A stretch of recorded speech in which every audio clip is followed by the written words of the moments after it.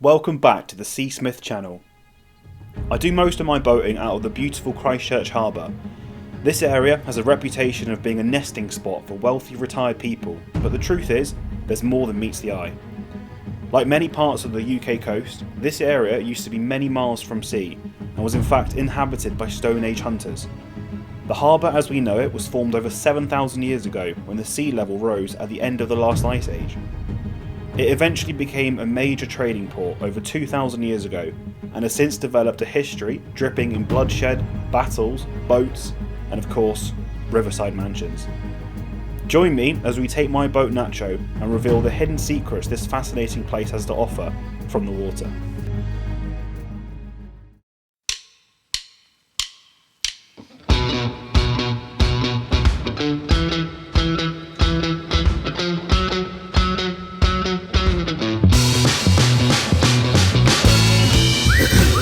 She needed some convincing, but blood books. We're good to go. Right, let's go check it out. We're starting here.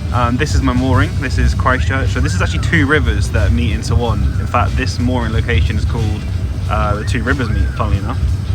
We actually have the River Avon and the River Stour that lead into one, and they lead out to sea. So that's actually upriver. We're going to head downstream, down that way, and take a look around this amazing place.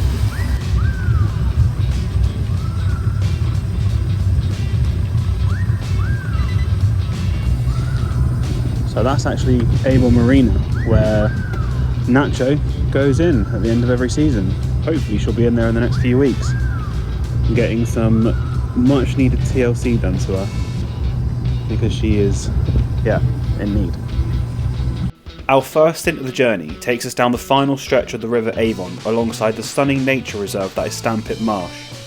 Fun fact, this land used to be owned by Harry Gordon Selfridge, who founded a department store you may be familiar with. The marsh has been designated a site of special scientific interest and is home to over 300 species of plants, 14 of which are considered rare and endangered.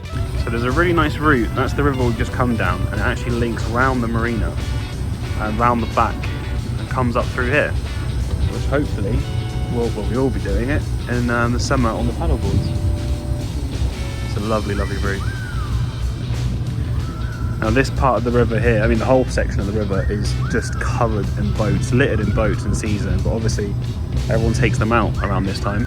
Next we find ourselves in the main basin of the harbour itself, alongside Hengistbury Head, another one of Mr. Selfridge's former assets. This stretch of water is particularly hazardous for passing vessels, with those that venture even slightly off the buoyage system running aground.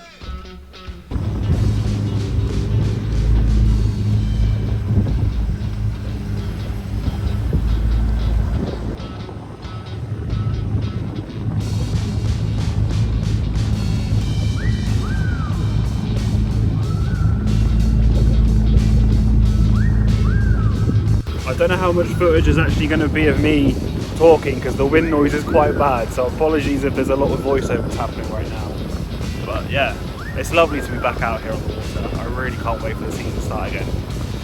I'm excited.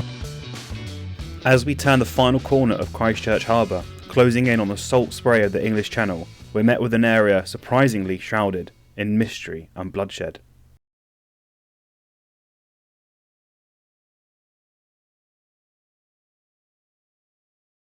The tourist and fishing hotspot of Muddyford holds some fascinating secrets.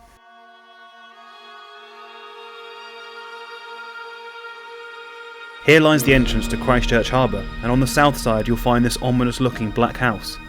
Nowadays it serves as a useful visual marker for those navigating the harbour, but some suggest it may have served a more illicit purpose as a smuggler's hideout in days gone by.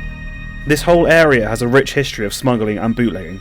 In fact, on the north side you'll find the location of where the Battle of Muddyford took place, a skirmish fought between smugglers and customs and excise officers in 1784.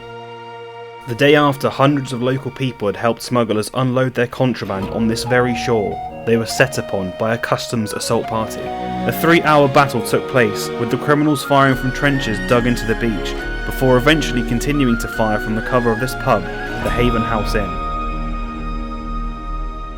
3 of the smugglers were captured and trialled, one of which was subsequently executed. a 25-year-old customs officer also lost his life due to a fatal gunshot wound. In 2017, the UK Border Force, the modern-day equivalent of the customs and excise officers who took part in that battle, unveiled a plaque in memory of William Allen. I did go searching for this plaque, but there were a lot of benches in Muddyford and I couldn't seem to find it.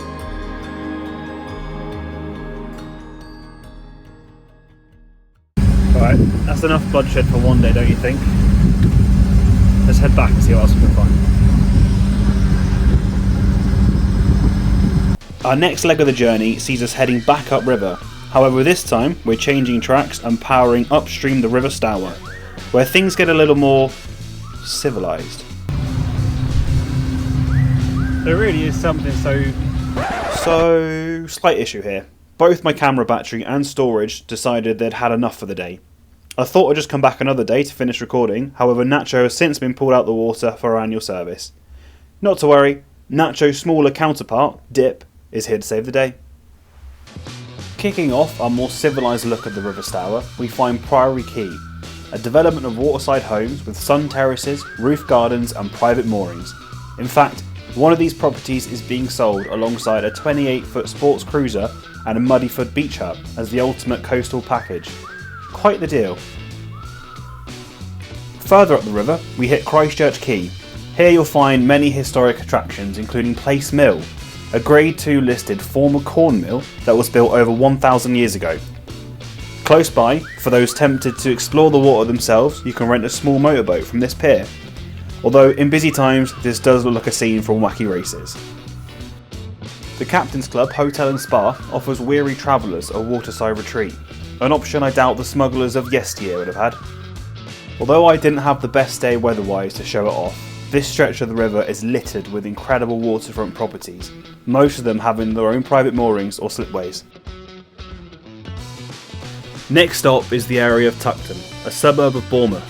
Interestingly, many Bronze Age artefacts have been found in this area, including a mint condition hand axe that was discovered during excavations being carried out for a sewer pipe in 1925. Skipping ahead a fair few years, this land formed part of the Manor of Christchurch.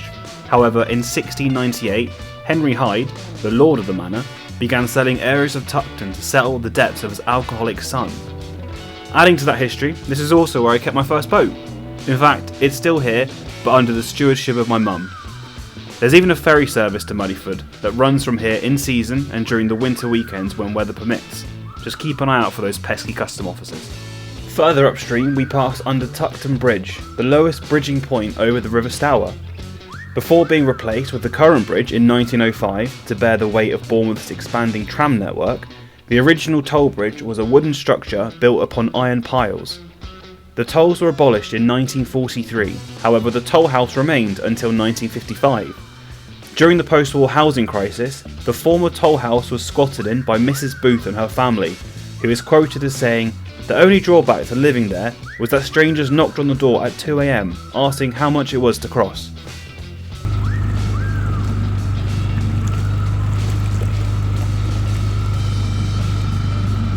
Continuing to charge upstream, we find ourselves at the old waterworks, a station built in 1875 to pump to the water tower at Seafield Gardens, which supplied the local Southbourne properties with mains water. I've always passed this property, wondering what secrets it held, and in research for this video, discovered that between 1900 and 1913, after its original use ceased, the property was inhabited by a community of exiled Russian refugees, led by a Count Vladimir. They used the property to print the works of Leo Tolstoy, apologies on the pronunciation, which were banned in Russia at the time. From here, the weather started to get the better of me as the storms rolled in. I decided to turn around and head home, taking in some more views of the incredible properties that lie along the river.